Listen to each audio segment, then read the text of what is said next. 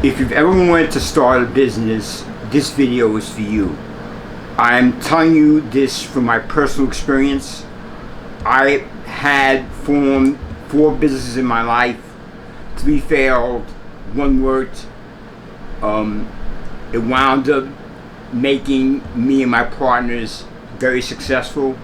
So I wanted to share that with you, how I got there, what you need to do if you're trying to start a business. Please don't confuse it with a gig. This is about a business. We're going to be talking about what type of business to form, legal protections, how to fund your business, and some reasons for failures. Now, failure is one of the most critical parts of success. If you want to be an entrepreneur and you want to start your business, you're going to have to deal with failure. That's how you learn. Now, today we're going to talk about a blueprint on how to get your business started. It requires a great deal of dedication and a lot of work. 20% of most businesses fail within 20 years.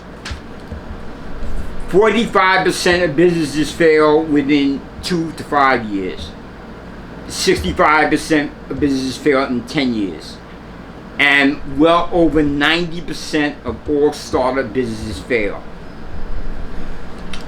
And 40% fail to produce a profit. Okay, a person that starts a business will be an entrepreneur and someone who's willing to take a risk. The concept, the first thing you need to think about is your idea, your concept. You need to think about the competition. Make sure you understand the business concept. Do your market research. Look for funding sources, which I'm going to tell you a little bit about. The legal structure of your business. You must develop a mission statement, certain milestones, an exit strategy. You must be able to do diligence and drill down to get all the detail and develop a business plan. Once you finish this, then you're ready to go to the next phase in your mind and process whether you want to have a partnership, a sole proprietorship, an LLC, or an S or a C corporation. There's several advantages and disadvantages in having those type of businesses. You need to seek legal help on that. Again, if you like the video, it's time to give it a thumbs up and subscribe. I do these videos once a week. Make sure that you consider licenses, insurance. In insurance, there's something called key person insurance, which is something you may need to consider if you have a person that, if the person is no longer able to work in the business, something happens to that person, you get compensated for it. You have to consider credit. Is that important? How about registration and with agencies and authorities? You have to consider social media, web services, permits, and roadshows. The first is your personal investment, the money out of you or your partner's pockets to go toward the business. That's the first financial investment you make.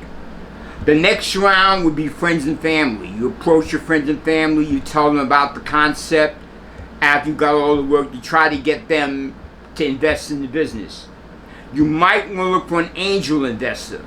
This is someone who will give you the money so you can complete the project and bring it in front of people for something called either a private placement memorandum, or you could bring it toward people who might want to be invested in the business. Don't leave out loans. That might be an option.